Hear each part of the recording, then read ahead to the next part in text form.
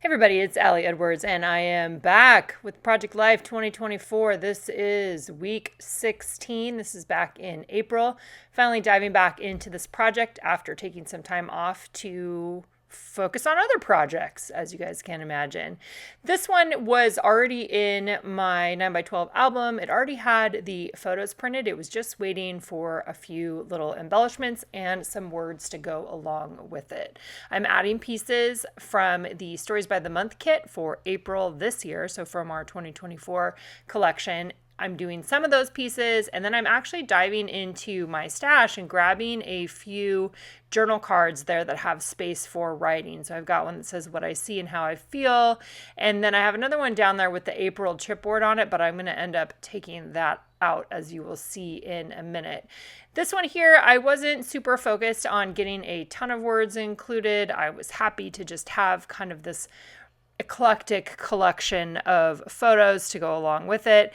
And one of the things that you'll also notice is I've actually already done week 17, which is the following week. I started with that one, and then I'm coming back to do week 16. So you'll see week 17 here soon.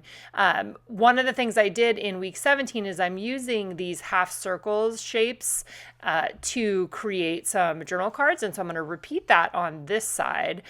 In this case, what I'm doing is I'm using the blue half circle. This is actually from the July Stories by the Month kit. And then I paired it with a 1, 2, 3, 4, 5 card where I cut off the 4 and 5 to just use the 2 and the 3. Essentially, I'm just making that journal card into the same shape as you'll see on the other side so that I can maintain some of that transparency there. Again, like I said, week 17, you will see that very soon because I've already finished it. Just need to edit the video. Doing a little bit of stitching on some of these too. I have yellow thread in my sewing machine. I am a lazy stitcher, meaning that I will probably leave the yellow on there until Christmas time unless I am super, super motivated to change it out, which does happen from time to time. But the yellow just creates a nice accent color with lots of different projects that I'm working on, so I feel good about that. Adding little mini brads to those chipboard pieces. Those are going to get adhered with rolling adhesive. It's going to go directly on the photos. I also dove into my stash, into my pattern journal cards, the ones that are just patterns. If you're taking my stash class, you'll hear me talk a little bit more about how I organize and store journal cards. Makes it super easy when I know I just want a pattern card. I just go over to my little pattern card section and open those up and flip through those. So here I'm adding the date on there. That's something that I need to go back and do for the earlier weeks of this year. At a certain point, I started dating them, and prior to that, I just had the week number on them. All right, pulling this guy out, and also just as a refresher, the thing that says week 16, that is a set that I actually offered for free on my blog at the beginning of this year. You can go back to the first Project Life post for 2024, and you can find the free download for that. I did the first 12 weeks or so with gold foil, and then I switched to a transparency for the next 12 weeks just to mix things up. Pulling out a couple of the embellishments from the April Stories by the Month kit. This one says just the facts. I'm going to go ahead and adhere that down onto this Right Now journal card, and then I'm also going to run it through the sewing machine so it has a little bit of that yellow on there, which is nice consistency with the yellow that I added on the one that says the story.